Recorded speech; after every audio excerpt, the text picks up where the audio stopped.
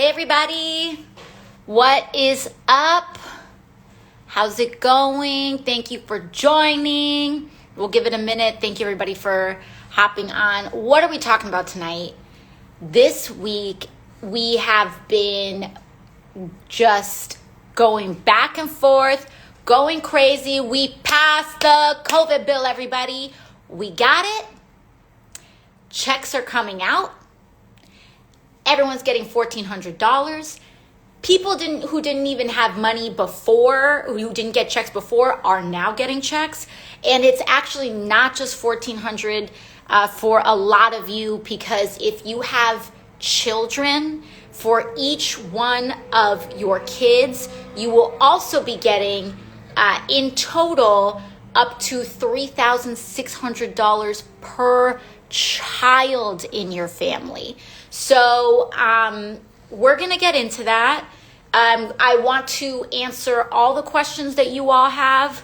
What's in this bill? What was the process? This, that, and the other. You know, how I feel about, oh yeah, you guys like my haircut? You guys are talking about it? Let's not start another national crisis over it, right? It's all Republicans.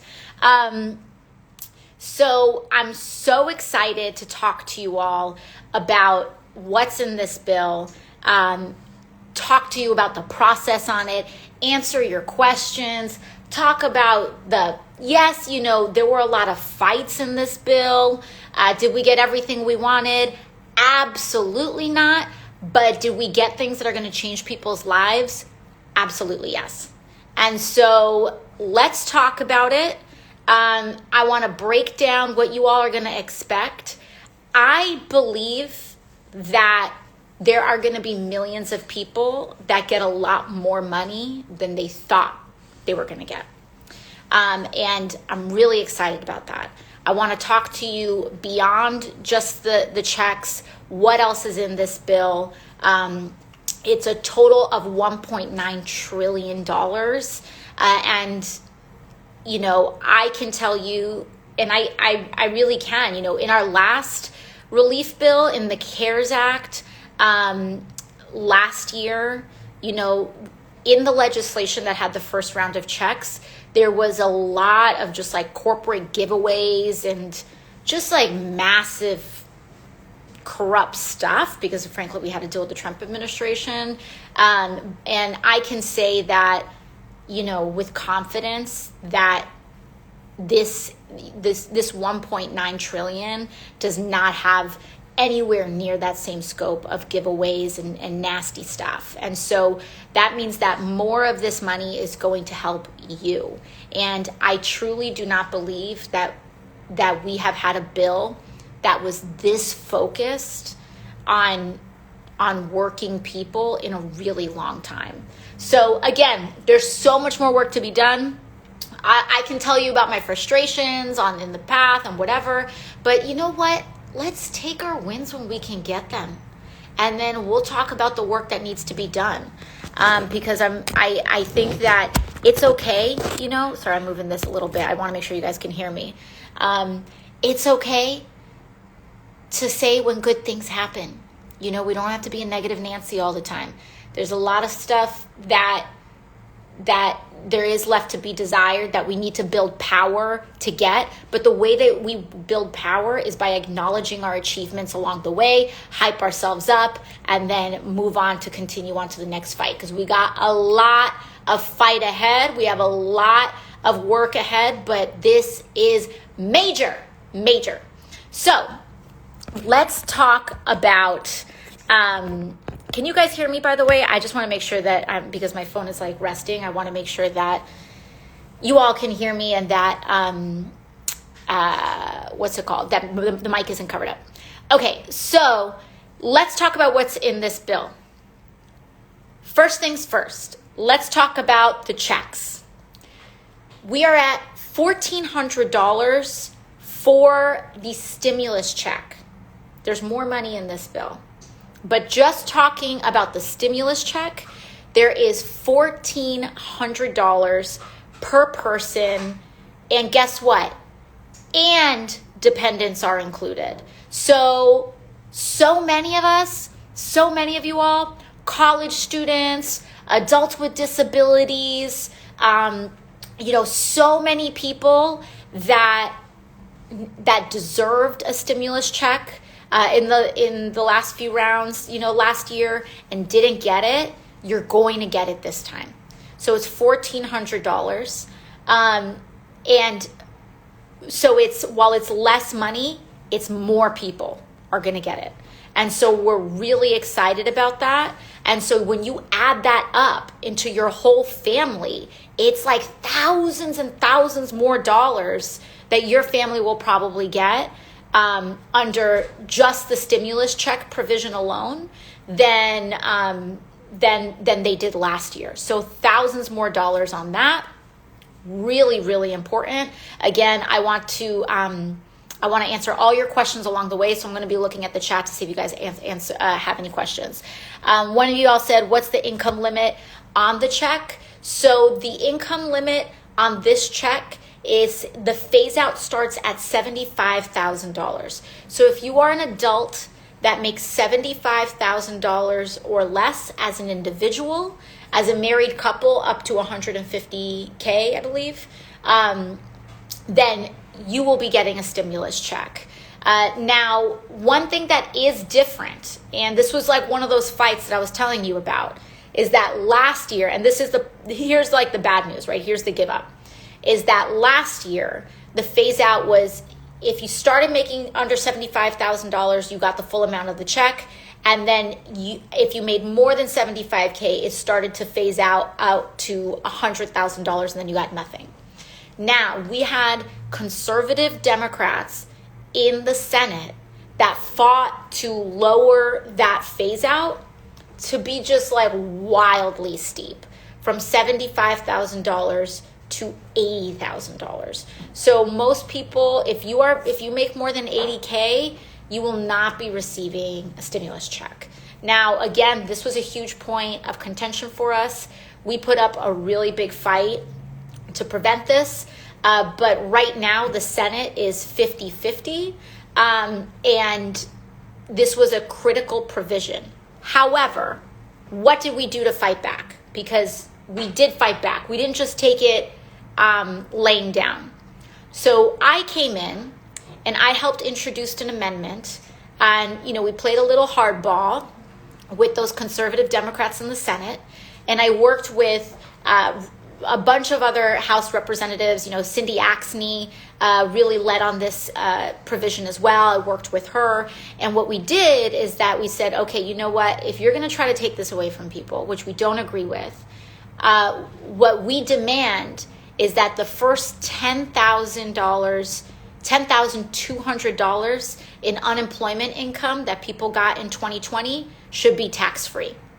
And so we won that. So if you were on unemployment last year, and if you were on unemployment in 2020 and got up to $10,200 in unemployment, you will not get taxed on it by the federal government. And so if you already filed your 2020 taxes, let's say you wanted to qualify for a stimulus check, or for whatever reason you filed, you can readjust. I am not a tax professional. I am not a tax accountant, so I cannot tell you your specific situation, this, that, and the other. But what I can say is that you should check in with a tax, with your tax filing. And by the way, there's plenty of free services for people under a certain income threshold, so that you can, if you already filed your taxes and already paid out federal taxes on it, you can get that money back. And so that was the exchange that we did. Do I think that our party should be this conservative? No, I don't, but it is what it is right now. So we got $1,400 in stimulus checks. We included adult dependents this time. So millions more people are going to get a lot more money. So we're going to get that.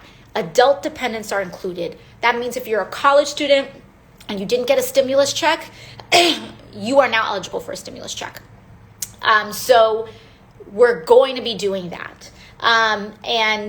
Again, if you already filed don't worry, you can fix it, you can get it back, it's not already gone.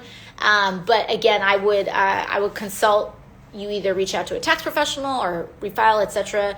I can try to get more detailed info for you, but we just signed it into law today, so you're gonna have to give me a minute on your individual scenario. The other thing that I would say is that a lot of people ask questions on, here's the other part. I'm getting ahead of myself. So that's stimulus checks. Now let's talk about child checks. What's a child check? That's a new thing that we have included in this COVID package.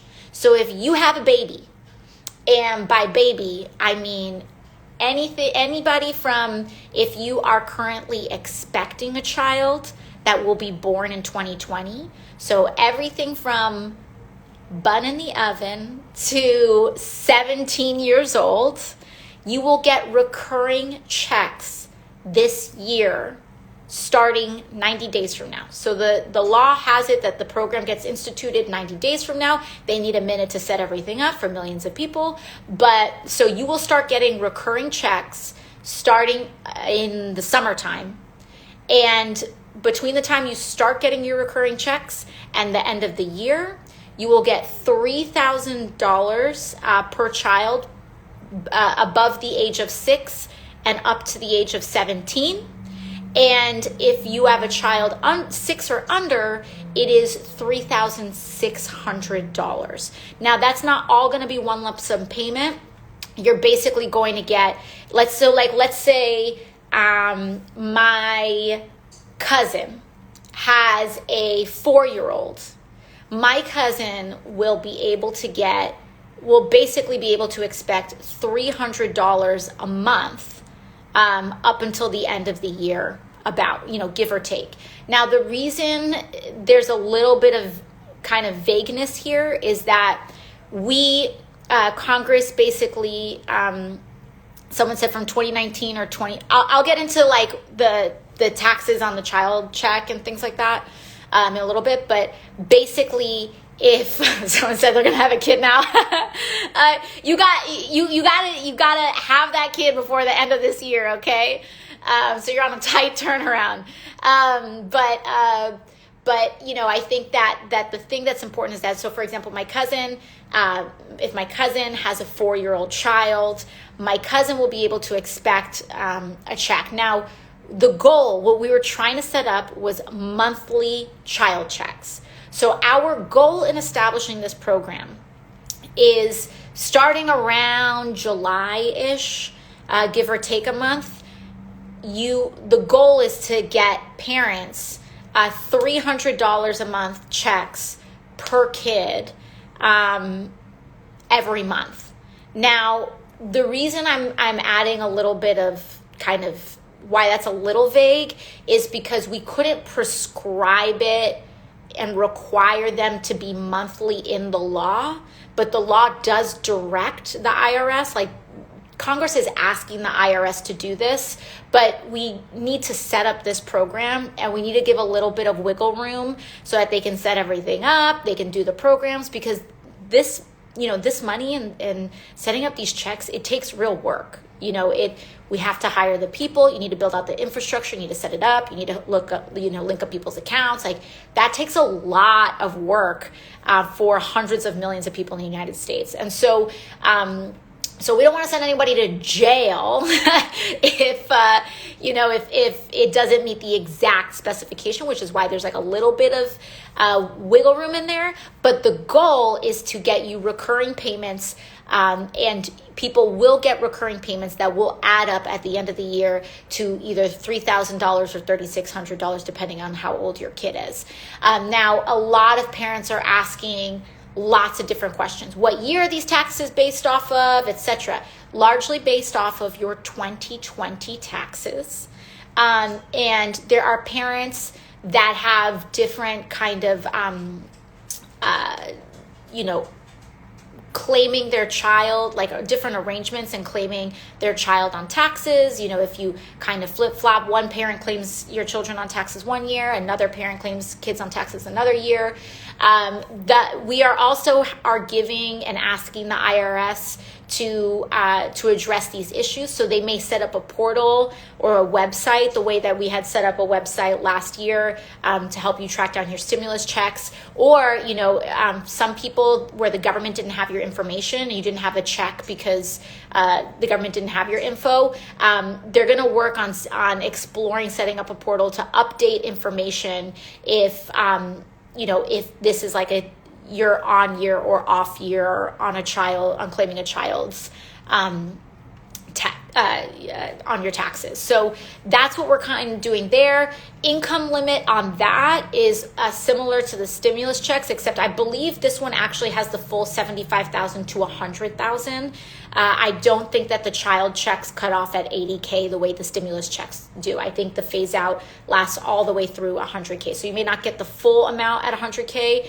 I believe you get that up to, or rather under $75K, but you'll still probably get something. So really excited about that. Someone saying, my parents are on SSI. They didn't get, they did get the first check, did not get the second one. Will they be eligible for this stimulus check? The answer is yes. My wife says she wants one more kid this year. We have one 4 months ago. Well, you'll be eligible. So, for your parents on SSI, first of all, if they got the first check and they didn't get the second one, or for anyone out there who was eligible for a check last year and for whatever reason did not get it, you can get that money still, but you have to do it now when you file your 2020 taxes. When you file your 2020 taxes, you'll have the opportunity to correct for that, and they'll just add it to your refund this year. So do that, and you can do that. Someone said student loans.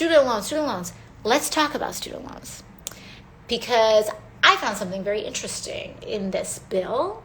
Now, before everyone gets ahead of themselves, there is not student loan cancellation in this bill, but there is a provision that feels like an Easter egg, which I think gives us some hope, because not only are college students going to get, stimulus checks that they didn't get last year, but I noticed, and some people noticed, that there is a tax provision tucked away that says if your student loans get canceled, that cancellation, you don't have to pay taxes on that cancellation. Which, in other words, you wouldn't have to, it wouldn't be processed in as though, it would not be, if your student loans get canceled, it will not be treated as though, the government gave you money for you to pay off your loan, so that you would have to pay taxes on that. So let's say you had, several $1,000s in student loan debt, you wouldn't pay taxes on the cancellation for that. Now, there's no student debt cancellation in the bill. So this provision that's tucked in, I think, tells us, if you care about student debt cancellation, it's go time for you. You need to mobilize, and now is the time to organize, to create the political pressure, because in there, tucked away, is almost like a little, someone's paving the path. And I can't claim credit for that provision. If you want, I can go into some of my specific contributions to this bill as a lawmaker. In fact, I will get into one of those a little bit later, because it's part of money that you can get, additional funds that you can get. But progressives are looking out for you. And by the way, this is the benefit of electing a movement of progressives to Congress, because when there's so few of us, if it's just, and this is the benefit, for example, of expanding the squad, because when there's just 4 of us, There's only so much we can do, right? There's only physically so many amendments that we can introduce. And people will say, why don't you do that? Why don't you do this? Why don't you do that? Because we're human beings with 24 hours in a day. And so when you elect more progressive members to Congress who are not financed by big money, who are not financed by lobbyists, when you pitch in, small dollar donations, you get people who are looking out for everyday working people. And so I didn't have the bandwidth on this because I was working on unemployment, I was working on adding adult dependents, I was working on FEMA funeral assistance, which we'll get into, but we don't have to rely on one person to do everything. We've got people that are willing, the more progressives we get, the more progress we get. And so someone was looking out and included that, which paves the way for us to fight for student loan forgiveness and not have it, hit you on the back end in terms of getting taxed on that potential forgiveness. So that is a very important update on student loans that I think is really important. And I think it's good news. I think it's good news, and it's a positive update and progress in the fight on student loans. So really excited about that. What else is in this bill? We've got $350 billion in state and local assistance. So what does that mean? That means that if your state has been cutting back services, if they are not hiring firefighters, if they stopped construction on bridges, if your school is struggling to reopen because they aren't able to make the infrastructure investments necessary, there is money here to help states not cut off their services or restart their services and not have to lay off a ton of people. There's also, on top of the state and local funding, there is even more funding specifically for schools. Of course, as we know, more funding for vaccine development, for contact tracing, like all of that, and also an expansion in the ACA. And let's talk about healthcare. Okay, so as progressives, we believe that healthcare is a human right. We're not going to stop fighting until we have Medicare for all guaranteed in the United States to every human being on our soil. That being said, there have been healthcare changes made in this bill. And I'll talk on the $15 minimum wage as well.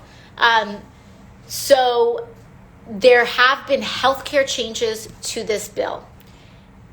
If you are on COBRA, what's COBRA? So first piece of good news. If you are on COBRA and your employer was covering your health insurance, so for people who don't know, COBRA is if you lose your job or, if you are no longer employed, COBRA is a way that you can keep your employer given health insurance when you're, after you leave your employment. It is so expensive.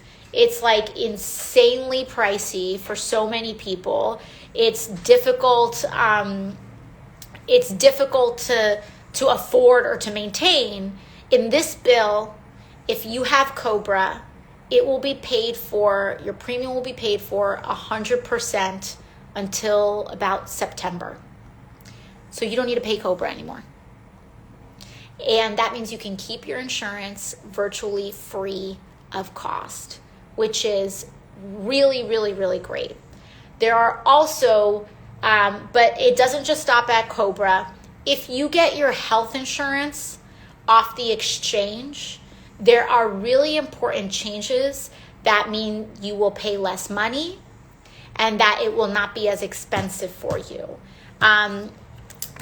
There are provisions. If you make, I have my notes up here because there's like some numbers thresholds and I don't want to get them wrong for you all.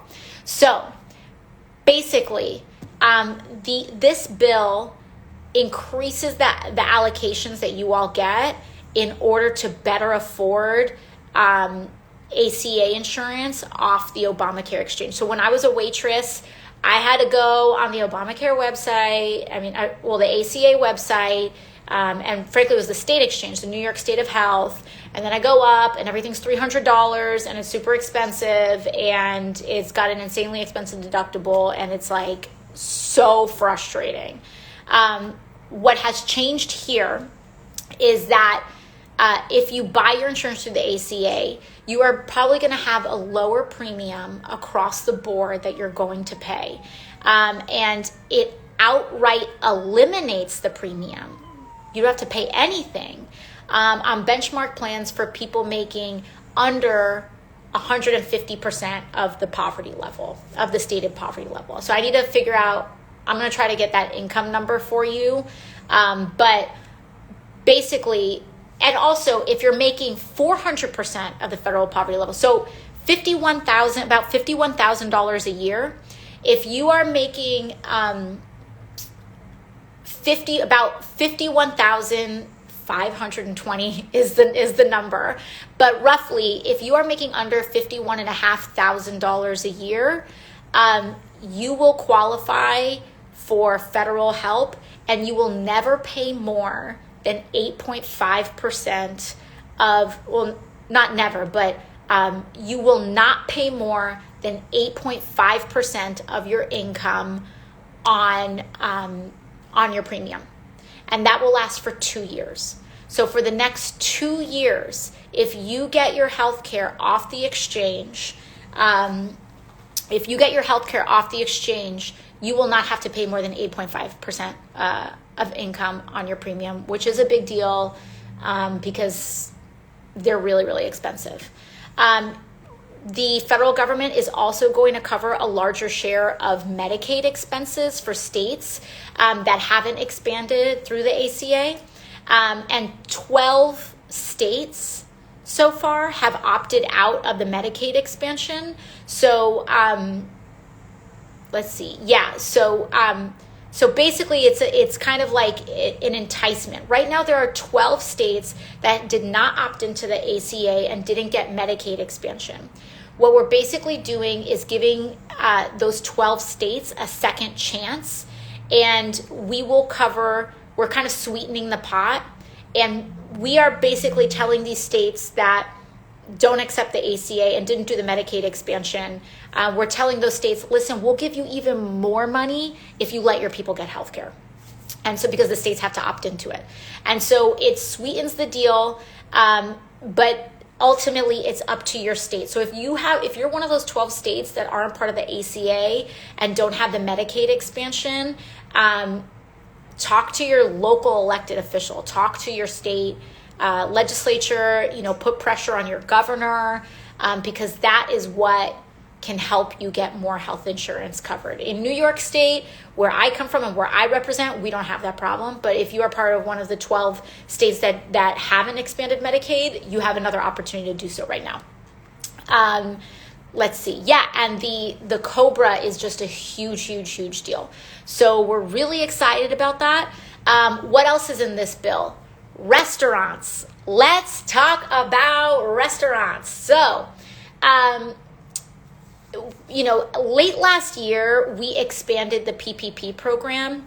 And for the first 2 weeks or so, or like the first week or 2 weeks, I have to get the exact date line of this month in March, in order to help address the issue where last year PPP was rolled out and all these powerful companies got PPP loans and all these small businesses got locked out. What we did was that we created an exclusivity window where only truly small businesses with a smaller number of employees were allowed to apply for PPP. So we basically put the mom and pops, we create an exclusivity window where mom and pops could get into PPP loans at the front of the line.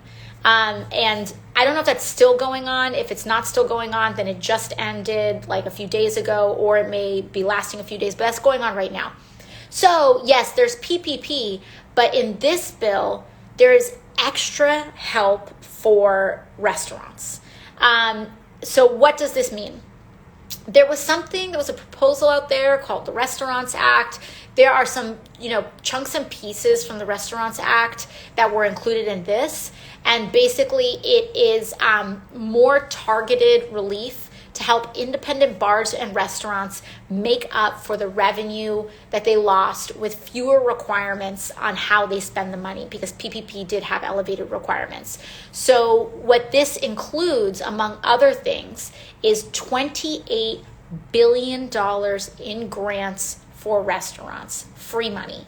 Because we know that hospitality, restaurants, bars, venues got hit especially hard during the pandemic.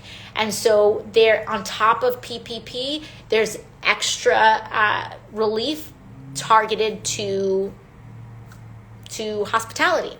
And as someone who comes from the hospitality world, that worked in waitressing and bartending and venues, it's just, it's really close to our hearts, especially in New York City. So we're really, really excited to have that provision included in the bill. Let's see. And I think I'm looking at the rest. Childcare providers are getting some money, the way that restaurants are getting a little extra money. We've got a bunch of funding for schools to help schools reopen safely, so that teachers can get vaccinated, so that we can make any retrofits necessary, etc. So we're not, people want to talk about school reopening as though it's like a black and white issue, as though you either support schools reopening or you don't support schools reopening. I think we all want schools to reopen, but we don't want to put people at risk. And so what this allows us to do is create a path that is as safe as we can make it, to help schools reopen safely.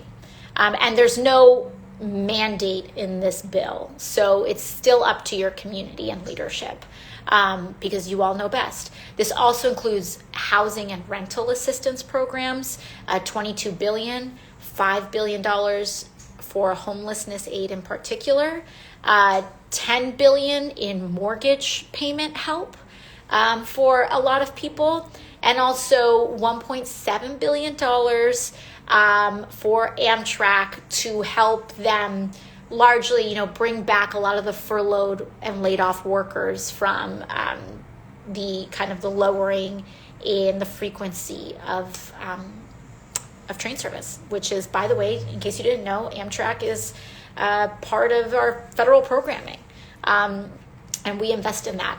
We also address pensions, $85 billion to guarantee worker pensions, many of which were at risk. So a lot of people who were afraid that their retirement was at risk, the guarantees for that are in this bill. So I think that's covered almost everything.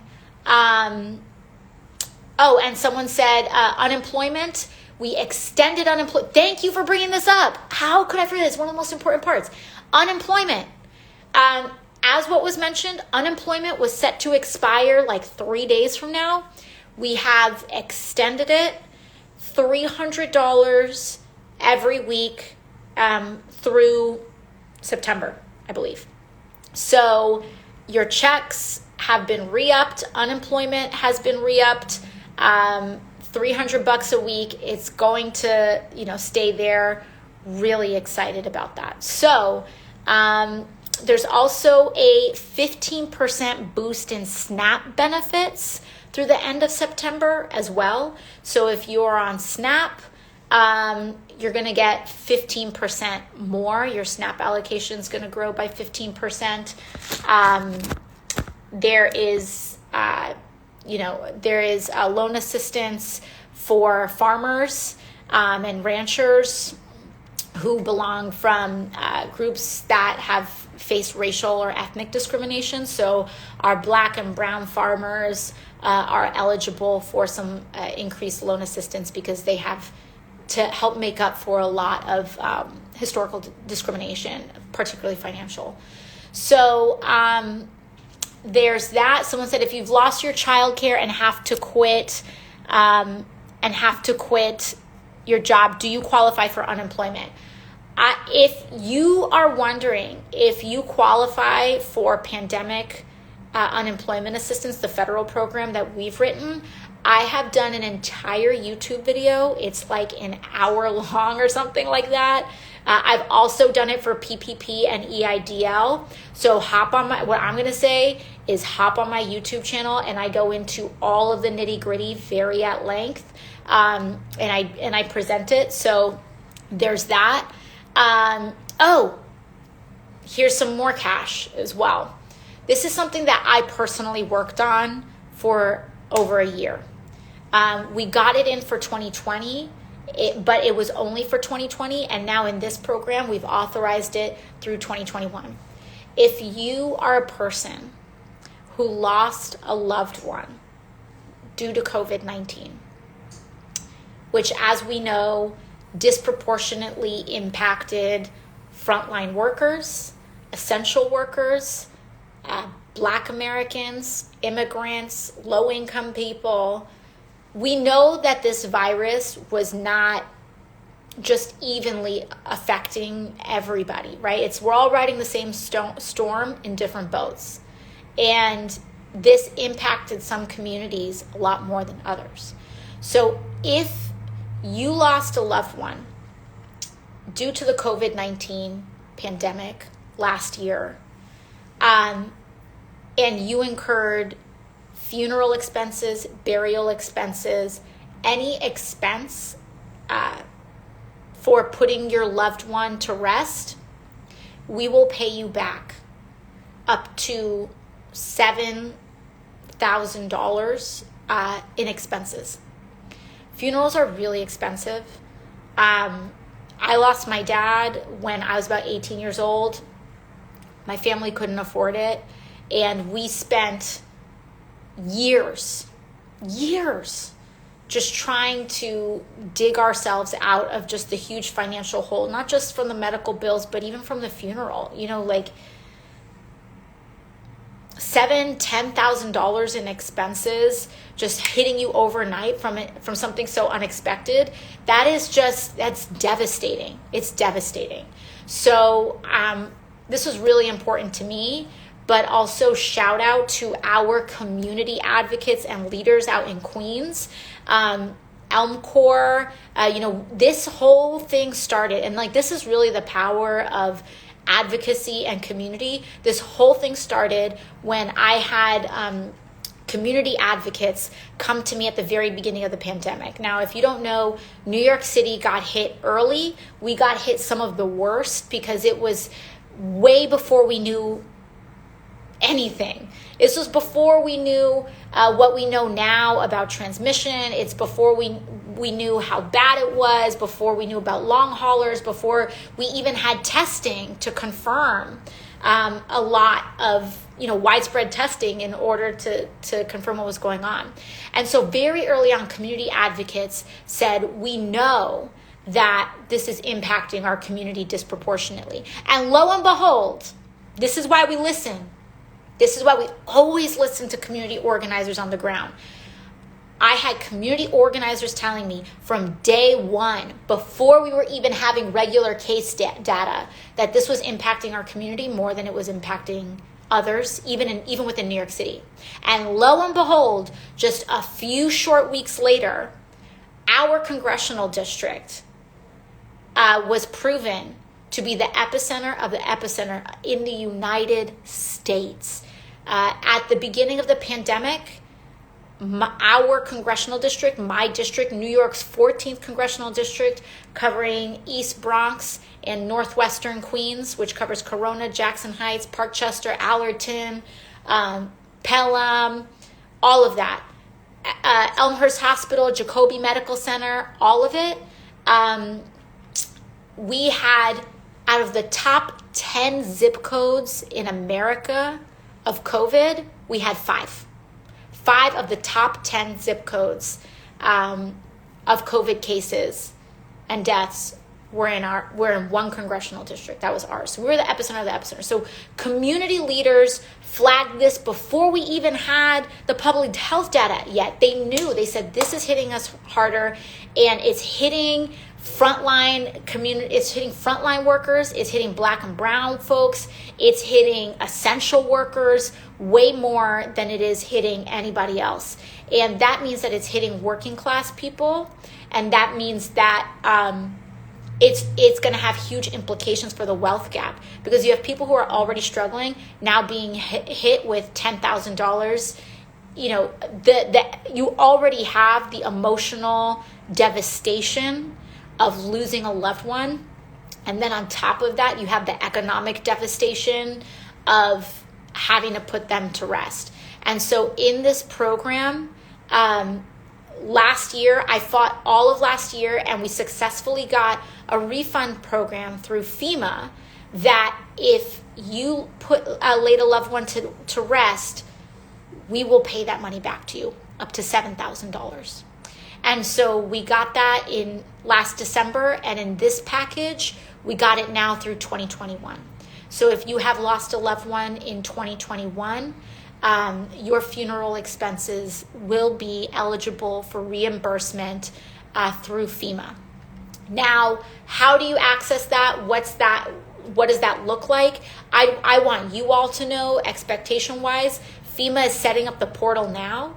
So it's been authorized. The money's been authorized. They are basically setting up the website, building up the program, doing the back end. We expect that to be able to open this spring.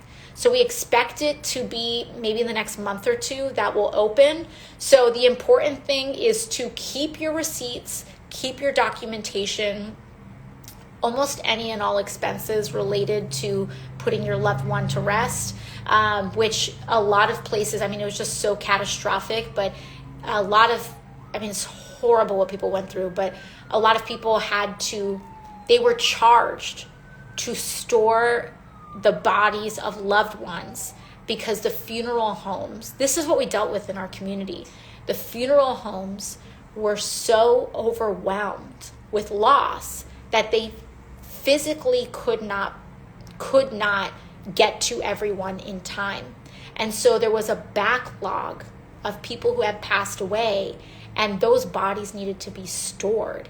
And they charged the families for that. No one should ever have to pay for that. And that is not your fault. And no individual family should have to bear the cost of a global pandemic in such a personal way. This affected all of us, and that shouldn't mean that the family who lost a loved one should be the one who's left holding the bag. And so this is on all of us to take care of you. Someone said, what constitutes a loved one? So this is a really excellent question. So the way the program works is that there is one filer per loss. So it's actually flexible. Because we know with our families, etc., you can't just define family through mom or dad or brother. Sometimes the closest people in your family are cousins. Sometimes the closest people in your family are a godparent. And so FEMA has been specifically directed to handle these cases with sensitivity. And so there are not arbitrary lines around who counts as a family and who doesn't. However, there's only one, you can't have 10 people that claim per person. There's only one reimbursement claim per loss. So my recommendation is to get your family together and identify who that person is for your loved one. You're going to have to provide documentation. You're going to have to be close enough to this person. You have to provide a death certificate. You need to provide all of your receipts, documentation, invoices, etc. And you have to be able to state your relationship. So we want to do it in a way that is flexible enough to cover everyone's situation, but we also want it to be rigorous enough to make sure that, a family isn't getting defrauded. And so it's a fine line. Someone said, what if there are multiple deaths in a family? Each death gets a reimbursement claim. So you're not limited to each family. Each case is handled individually, and each case's expenses are reimbursable and handled individually. So what I think this is pretty much, that's like the overall sweeping, analysis of the bill. If you want me to talk about the politics of it, I'm happy to talk about the politics of it. Of course, it takes a fight. We believe that this is not just about Democrats versus Republicans and just doing this ping pong back and forth, but that we believe that the Democratic Party needs to be better too. And in a package like this, it can be really frustrating because you're negotiating within your own party. There were things that we pushed for, that we wanted this package to go further. So how did we want this package to go further? First of all, we wanted stimulus checks to be $2,000. I believe, the argument for it being $1,400 is we gave $600 in December. We have $1,400 now, and both of those things add up to $2,000. I don't like it. I don't buy it. I know a lot of you all don't buy it, because when we say $2,000, people thought we meant $2,000. They didn't think, when we said $2,000, come on.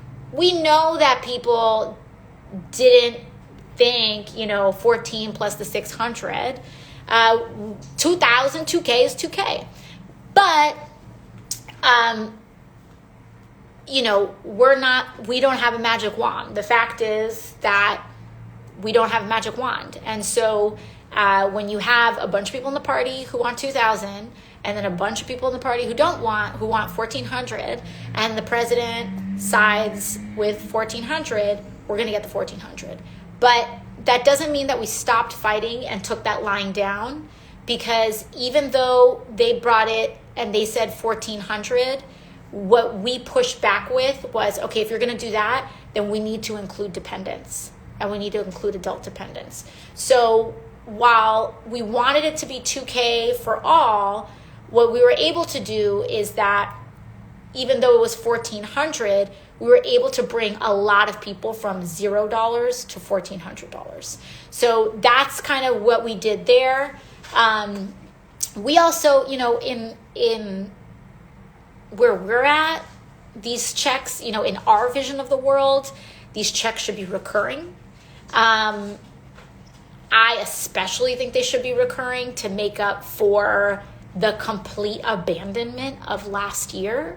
And I don't want us to just pretend that the devastation of last year didn't happen. I know Trump was president. I know that there was little we can do, but I think 2,000 recurring would have helped make up for the non-recurring and the non-payments of last year. So these were things that we wanted, and that we tried to fight for, but we weren't able to get included in the provision. But again, we were able to negotiate and save this bill from being further cut by conservative Democrats in the Senate. And here's something that's pretty crazy, is that the House, let's talk about minimum wage. So we fought for a minimum wage, a $15 minimum wage, to be included in this bill. And in fact, on my side, on the House side, in the House of Representatives, a $15 minimum wage was included in the bill. Now, the problem, though, is that, as you know from Schoolhouse Rock, the bill has to pass the House, then the bill has to pass the Senate, and then it has to be signed by the president.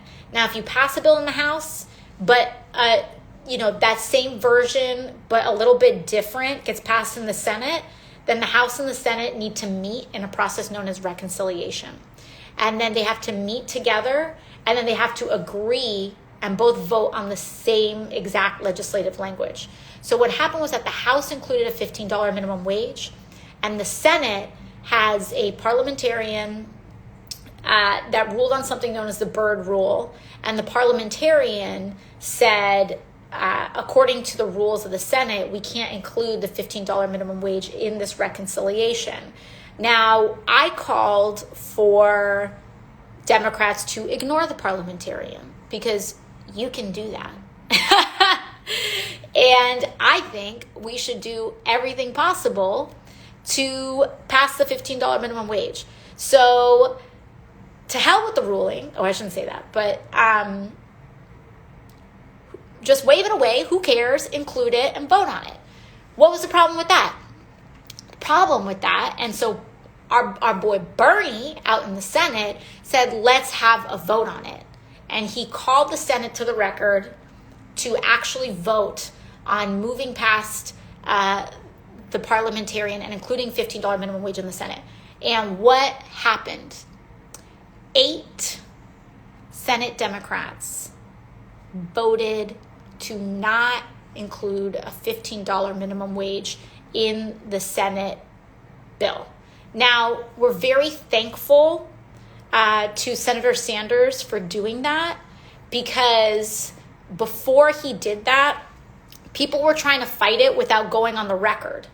Okay? People were trying to fight the $15 minimum wage without putting their names on the fact that they were fighting against a $15 minimum wage, because that's like really how a lot of politics works.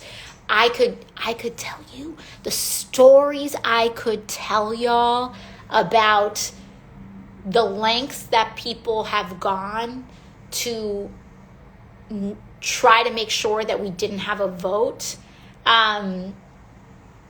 in certain procedural processes. I could tell you stories. I could tell you stories. But here's one example of that. And so those senators did not want to, I don't really think they wanted to vote and go on the record because I don't think they really wanted their states. They didn't want to do that.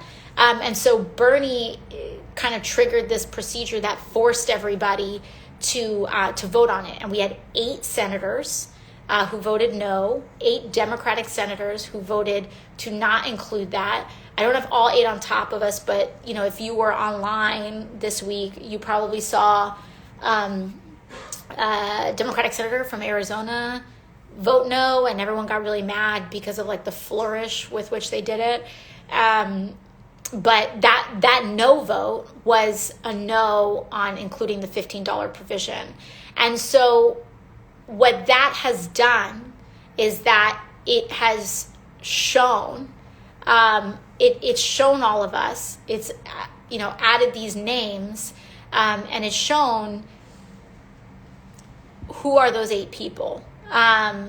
You can look them up. There's like tweets and stuff, and I'm going to get names wrong when I'm doing it off the dome. And so I think, sorry, I'm getting a text.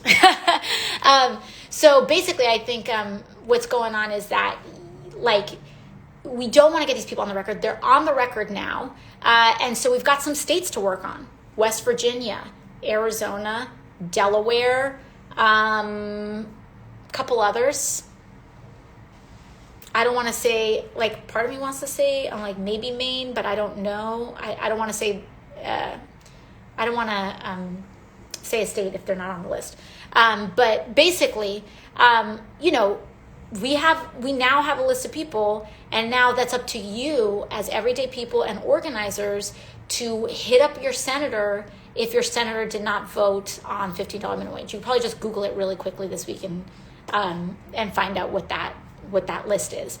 And you should absolutely 100% contact your senator and say, why did you not vote to include a $15 minimum wage? Because it's really important.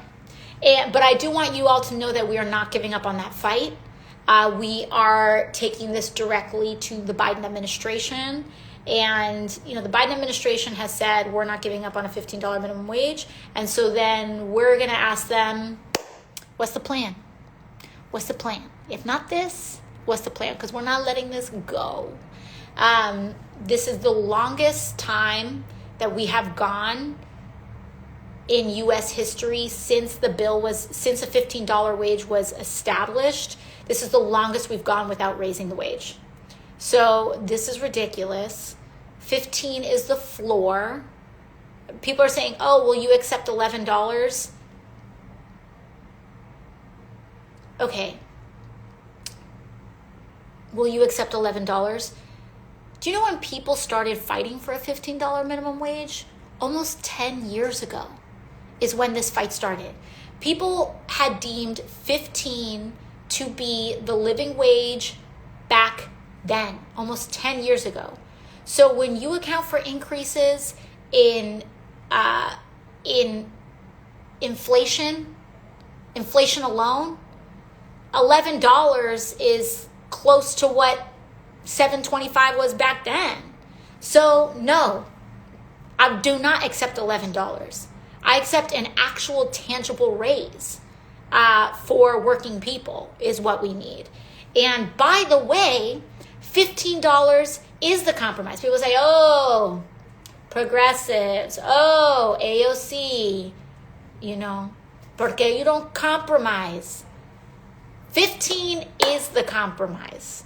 Because if you took the actual minimum wage that was established several decades ago, that same minimum wage that some of these senators now, they say, oh, when I worked in,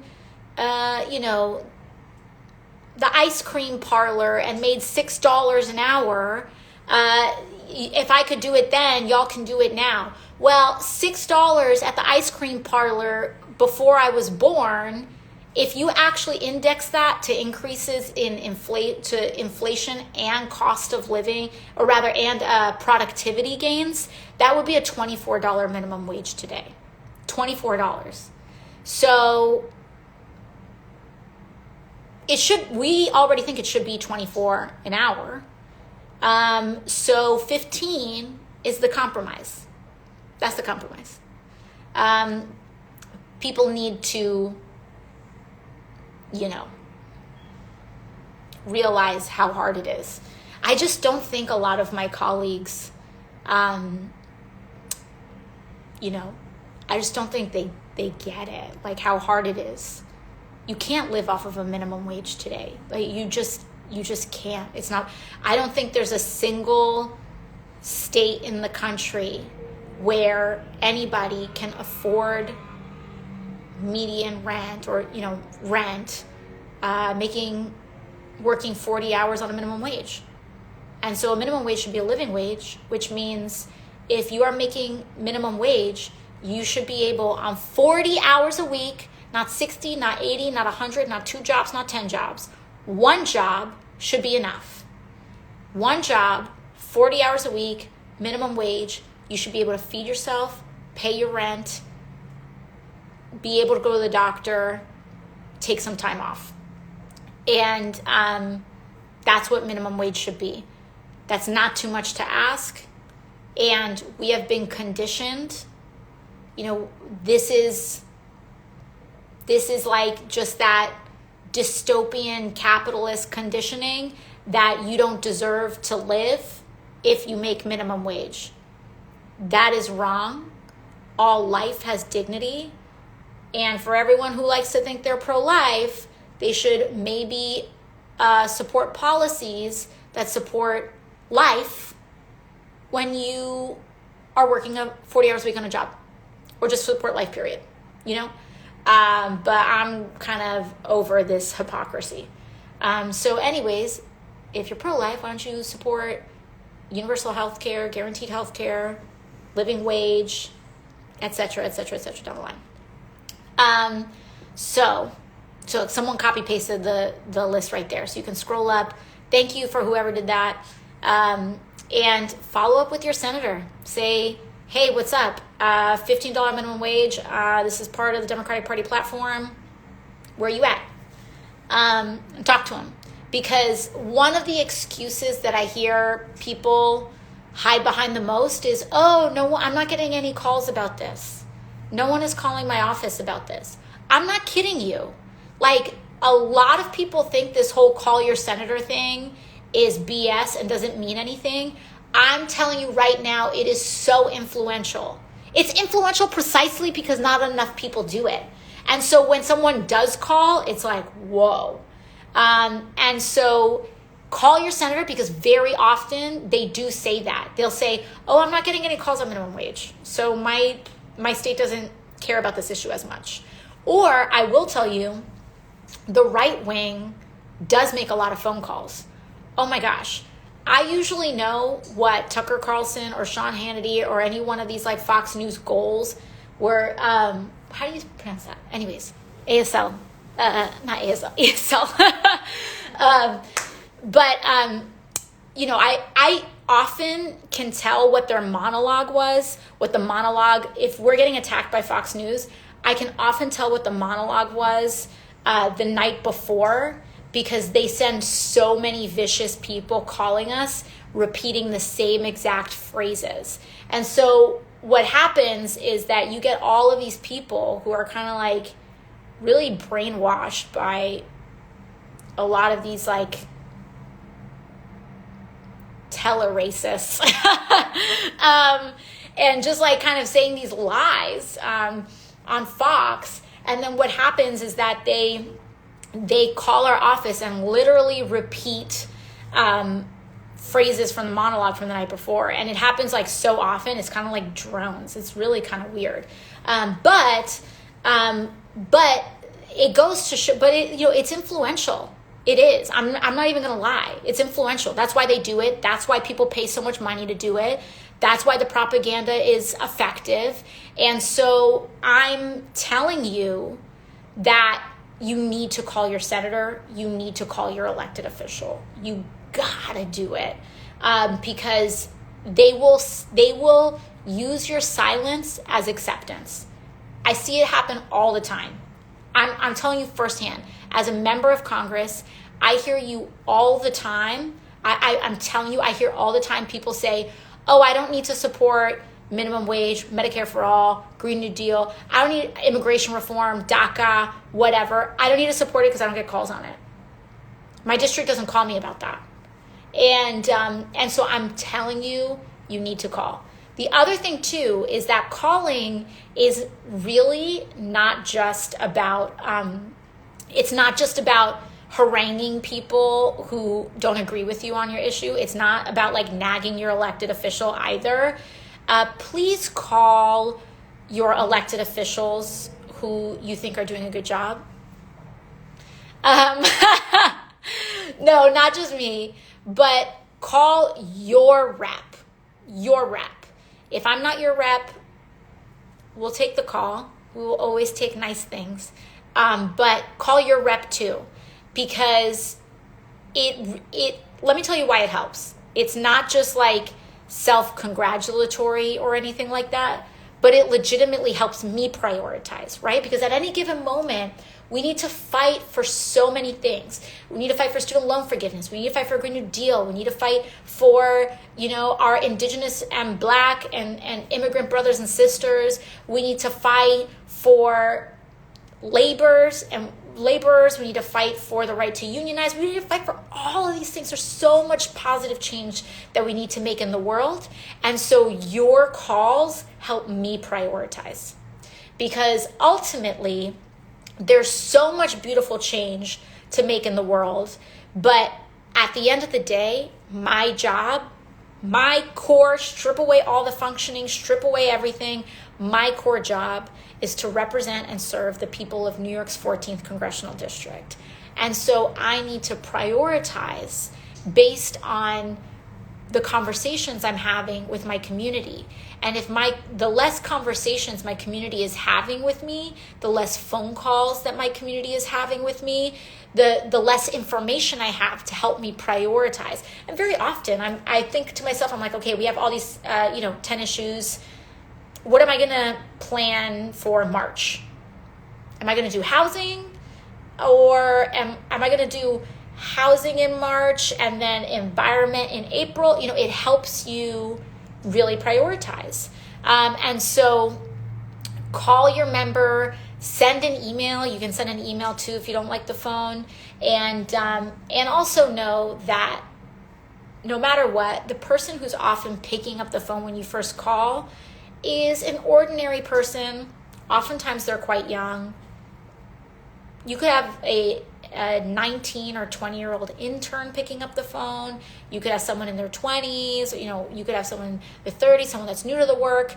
But you're having a community liaison answer the phone for you. Their job is to be kind and to listen to you. So, don't be intimidated at all. They will help you walk through it. Please call. And if you think that your representative is doing something good, thank them. Like, we get beat up a lot in this work, and feeling like here's like the flip side. You take a lot of knocks. It takes a lot of energy to take a lot of stances, especially progressive stances. And it is hard when you're under a lot of pressure, sometimes within your own party, to not take a stance, right? And if you feel like your community doesn't care, and if you feel like, like I'm using all of this political capital, I'm taking this huge political risk, and is it like, should I even bother because my community doesn't even notice? Maybe I can back off on this issue, and then maybe I can lean into a different issue. And so having your constituents notice is really meaningful. I can give you an example from this week. This week we took some time to stand up. I delivered a speech on the floor. So our congressional district, New York 14, again, it covers Jackson Heights, Sunnyside, Woodside, and then all the way out into the Bronx as well. We're home to one of the largest Tibetan diasporas in the world. And so this week I took some time to speak to the needs and honor our Tibetan community on the floor of the House. I did it because I felt like it was the right thing to do, but we got a lot of emails this week from people in our Tibetan community who saw it and said, this was my first time feeling this seen in Congress by a member of Congress, and thank you for this, and I really appreciate that. And it's not an ego thing, but it's good to know when your work is helping people. It's good to know that the work is having a positive impact on people. And the only real way that we can know that is when our constituents tell us. Because we want to spend our energy and our time doing the things that touch people's lives. And so when you call us to even leave a positive note and to say, hey, I noticed you voted on this thing, and I just want to call and say thank you. Bloop, hang up, 2-minute conversation means the world to us on our side, because then what happens in my office is that we say, oh, we got 5 calls on people thanking us for holding out and fighting for healthcare this week. Or we got 10 calls for people asking us, when are we going to have a student loan forgiveness vote? Or we got X many calls on rent and what we're going to do on protecting people from evictions. That helps us. That's the feedback that we need to help make decisions and where we're going to continue putting our energy, where we need to put more energy, maybe we can put less energy. So call people up.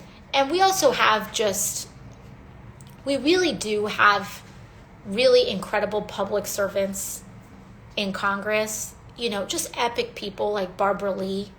Give her flowers, call her office, say thank you for fighting for us. It's a good thing to do. and it goes back both ways. And again, it's not about ego or anything like that, but we need to be there for each other. And for all of you all that are out there that are organizing in communities, talking to your families, doing whatever small things that you want, I want to thank you. So that thank and that gratitude goes right back. And I think that's a good note to wrap up on. Let's celebrate. Big news. A lot of you guys, by the way, can